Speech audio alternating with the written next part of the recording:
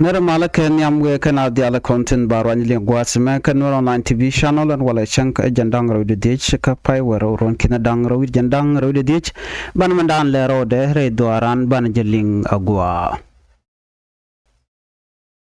te kon keler dang ro te banaling re doaran leran yambala dun gambel kore dane chitwo kana ta tana ka je entama rode men banaling ban rai ke kwikur ndana chito kawat gwadan chikume SPLIO chikinyentin kana kume SSPDF be konte diala konte lat korodian ban kelin gwasame lor ka tadan la kona gorge jeno de kon kelin kaje kore dana chito kam dan ka ber cha joja gwan wo chiber cha ka jo chenwari re dwaran tarpam shange me shikandoran shikana wang ke shigana chicken kanak right now I mentioned what bala kon where comment bana letkeke jirmana ngai kona chana man to gwadan chana ngai kona right ni shanka ku ber sharo de ya kan ka gwal mishiwa but kon wala kon ngwa ling jokre dwaran ka gambella man to gene chajo de gwano chiber chikan chikarna de niken chikan ka train kan de niken to ke de ni ti chikan ga ya kan gwal mishiwa ko bikan lat ko bikan war bikan kanak agenda dien wo bikan war bikan kanak tele ka agenda do dien first time minister no bun war bikan na bikan ka maktar pam shida mangai kona jajo gwano kan ber la dama men chikana non ke de chikana non jen edh dung sa Sudan wano nga sa Sudan ande jamo de jamore de cha shude ka jigambal la ber gambal ten konti la liyuni ka police ni chikan ka shoten ka ne diala to take a video misha share online ka chikon diala nen da mandana maktiang che la da George ka chana news video mo gwaza dan en jel berjel katin kalat ken no chine no refugee sine ka nakpin shimak tiang che jawre che jitto be George ka chine dial shikanen ka cha jaling ka cha video ni ken cha kanen na me ko korunte kon chana right ne lungo no ber tiken ka training kalet kene George telene te kap ko chonka gambela alo jel kan gambela ka darian man to gene ber ko shikarudian train ka gwamni ber right now jala tamdien ko biken wari biken ka mak chermen chianen chituok tarpam kan jel kan kamiti dit long jel kan kar PG ni jel kan kamiti dit wona ka PKM machine media la to jel kan ka tandian jel kan ka ne ke uniform nyang SSPDF ke be ni South Sudan tandian jel kan ke be ni nyang role Ethiopia ala police ni so kan chara ala kan ro bikan me bikan la chirmanda na ngai kone ala kan they are organized and we bikan a lot kadwo badana dong de ko la kapchong ga je de kapchong of course ngai kona bum kon la tok de no one not changa de guarantee win che guarantee gwada dan la na rol mi na kur ki lat ka dor ke je binasan gwen mo bi ka rol ka ba kor mo ba je pel tene blo kor ka jano che ber chi ga nanak kon muto kon ka defend position logo kon defend rodan la gwan oba banate ka jo kel mi bana jal ka kore ber na me lat ke mekan yen ngayen wore lat ke ken yal la diena wo bigun wer bigun nganek shede men kan ko organization mi share kan wo jin mission wer mi shenak cikana dakarew te kan weratin kona kan gar yo ken kweka mi rami cha gar cha naga kana bay maka yo to show ko 50,000 bir ala 50,000 ke 50k nyingro Ethiopia organization diena mo organization millet kana ko ban were ba ko tukja jela kana let all the time kan ne ti shalkati berti ladien ke lo be connection men chana ngach but take one thing be jaka very clear kan ka politician ken ke siasin ken konte gambela cha tara cha je yeneken la let kan mi jek shirke me pana chi tuong me chi na chi kan makrun wang kan ka na ping ka kore me chi wer chi respond chi retaliate mishabari ya jojo shibari uri na lwak kuma federal children la kuma federal ko korga mi shibar la kwar kien me kan ngaje no chi gat kien chi ga dam mi di chi kan lat don ware ka tar pam ka chi kan kan ko nek bo gonen content traveji tegaten ka ya dole ya wang man lo kune no shi kan kumi kan yoda kan kwa ben ko jan la dan kan alet ni chiang bendian ko kan ngaje no chi ga dam mi kan lat chin wer weri ngo korber chan weri ako kapcho chinere wan ko teje no kan weri yen ne me pa yero pan ka jeno te ka mal mi lat ke ka gambele an mal mo jane Malaysia nons men kule jeg janelo ni ko kor kure ci tuok ci kuma gambel mo roy ka almitu shekbar gor ka jenwar His Excellency Dr. Galwaron Jal Dr. Galwaron Dr. Galwaron jen she roy ni ka gwade dan but ero ye chalat can bear consider road door so right now you jo go no mi ber gan ngaje no chigna na kan de ngene jak katianga mo mu ko no ke kwide mo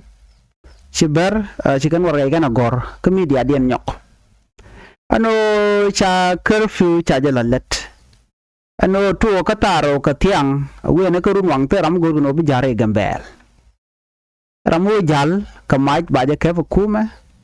Gorganating Consular Security Force akan bijal ka medjana chana ran cha gor ka mach so be ka kor ka mi kan ngaje no chigna chikan ke successfully kan atikan nak tar pam chu ben ka jana mo ke report yana mo man kwal tubo kon were jana ri ga me den je tuk ka kel wana ka ler rode lere me akor dana chitwok kam kum SPLA yo kan de ni SSPDF dor che jodan gwan wo de ni SSPDF kan de konte makana ka weda me kana kan ne kana gwan wo tana gwangar na gwa palka te ke ven melatke tin wadi alte geten dit ka gat ka dong ka men en ran te wena mo men wen men na palka mo chikan dor chep kan de ni SSPDF siga ben chikana yan mach ajan kainap naga koreniam ajan juje chwa chujuike chukor butin you know katiang ka wari na nyu nyin bakapan chwa ka tilrare wit aka wat chwa ka juiken dial chwa ka nang nei dangwal badak ke ripon mishalat kwer ndan na man la spokesperson ko kuma SPLA tan ne wal badak ne dang wal joko jibone ka SPLA karanin kel mishanak ku jimi ko ga jibone ken ba ne dang wal badak kan ko ne cikala no cikan ganak en kurmo kurmudit mi kono kanedi la de ni SSPDF wadan na to korten ken chaka kok kayo ken wer ko ne akok on dor nyin wer jan ko la ring medida kir che yo cha yor pin chi kana yat pin no ne ba en area mo kelo area we kalo wer kelo la lo no len ba je dil kef kuma SSPDF kelo jen ta dan te ne jen dan lat ke Dr. Regai Cook jen policy ke siad medane la ror mi kon ngani kenyam ka chwa lok ne tin content ka lo no la ne no gwalade wude be di de me de kan nuare gore je no lo no la an kelo baje roje de na SSPDF ba roi jang wana mo kan goes well ka tanat jen kule la keja nane me chi yes pela yo chikala do na ba mo ka pek. But before that, you cannot mark or go become control that cycle, but can go. Jan kul take juji nen koname. And what they done is chicken busy ni kan Latin, what kelu charger der charger kef. And tell me tetka kume SPLA IO. Che de tetka SSPDF. no agenda na biangach kor midit ke gu ge bon odong bu kume be nyoko mo dong boke terenial janta dan tegeten kirim yadit ke juba te dong wana lada ajana jagana ideal male na tega mal gwami mo de ne ke la ka jaga ga pin wana nak ka jano mala ditin man kun le la wo sulung jane chike che yor pin no ne na gwa Dr. Riek Machar first by president bejetup che position mo man te kalwan ka te dial te kalwan security arrangement te kalwan ke election preparation te kalwan ke mental care reform any new reform within South Sudan te kalwan ka constitution making te dial te ka fin first by president Dr. Riek Machar ti kem ya di te ona no be position mo bejetup che kam Rebecca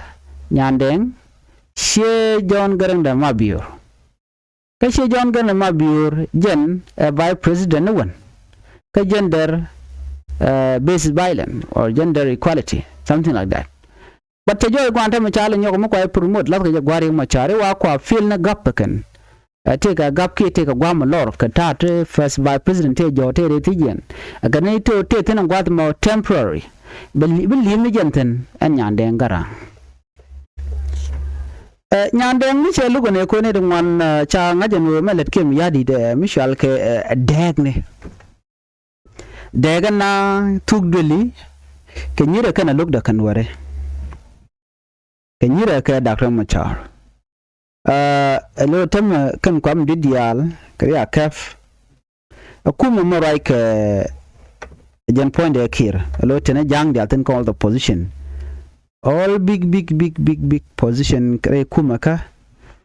chaka kam yang kan dia ato go na chief of defense be ne pinkelo long kelo take ka bana me chena kula gayeno Dr. Machar ba position de ba da kamrara din nya kam shega ne rebe ga nyandeng nyol jen wo chemale dane cha tan long e dane cha yapin ano an position mo mutaka long de chop ko ngwan to long dit kan dial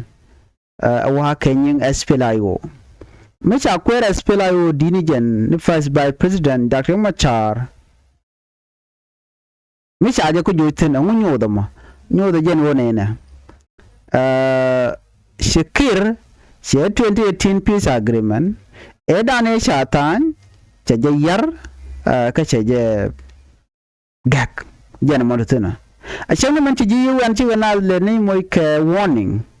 you know cha can kuma government can align with that request and amala be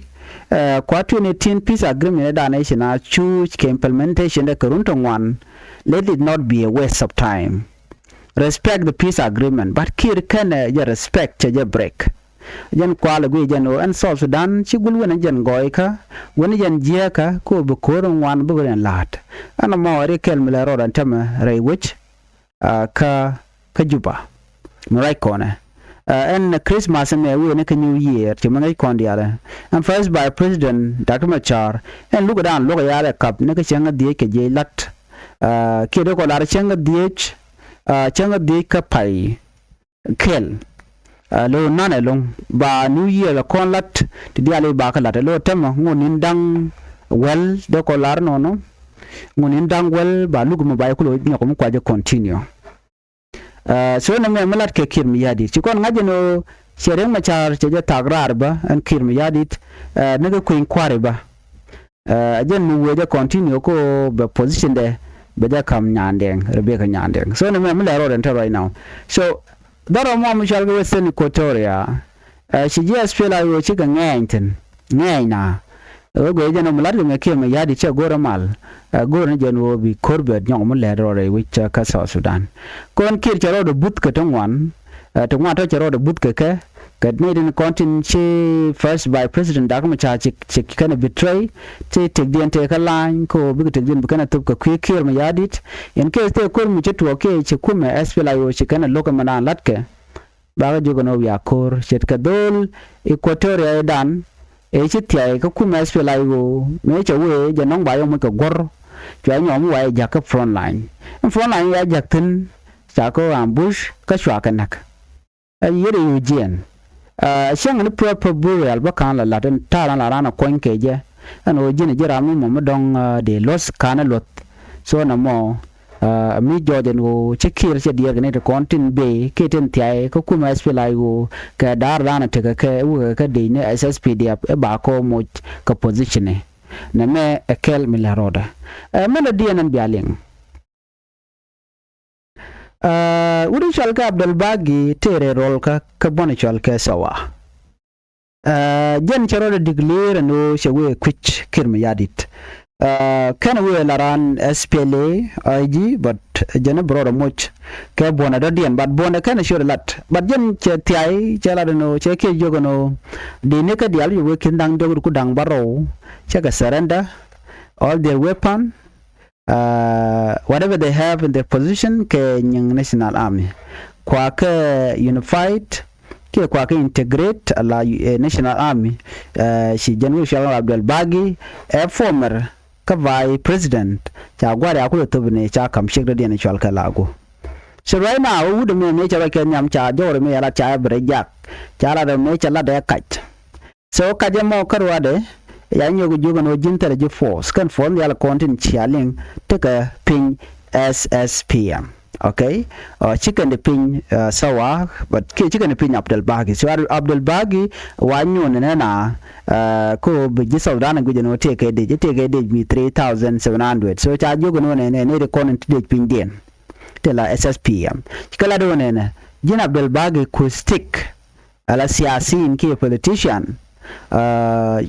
jina civilian shuro de mingel kanete malade ne bilaron tike de tere jide changa kel kami jinito shuro de moke de dien dong pai train na mebo bala peace violation that was signed in 2018 between Kirmiyadi and Dr. Machar ko take some agreement that were recorded that day and wonene and I'm take a peace agreement mital jide jan wene dane wa peace agreement wa tantin cha goro jin bitike de dien bedil tike de enimi changa de noti ke de nyagwate dan so Abdul Bagi chalo sen Abdul Bagi jana wa tele de changa kel ala former vice president ajan do ba jan argument nan chito ke char min chala cha dispute anetin content taken ka position kel cha jogo no jin cha ji woni ka fire ron kin dago jan dang ro de dich cha ji removed ka bona me chi ji randa any decision she lado take de tele jidech wa Hussein Abdul Baki tele jidech mi 3700 namo amla rode antama right now ral ba matuo mo kwa je no dong de korbede le to bare wi ke juba kam ne de konta ko bona chal ke sawa ki SSP na me da la agenda na de konaling mera dien chana shop ke Christmas and Christmas la jana chang mo gwa kan ideal ko wona at New Year they jogo no happy Christmas happy New Year in advance as we are approaching 2026 chana jogo no 2026 ala New Year magwa ki rom judit mede kon dia loy dande tetende ne dia de thrive ke de ke pith de ne dia de kamal de lia di de me mi to ka 2025 da ro de le kapchong ba any happy Christmas and happy New Year in advance biata kamal ban yo je kale radian bye bye.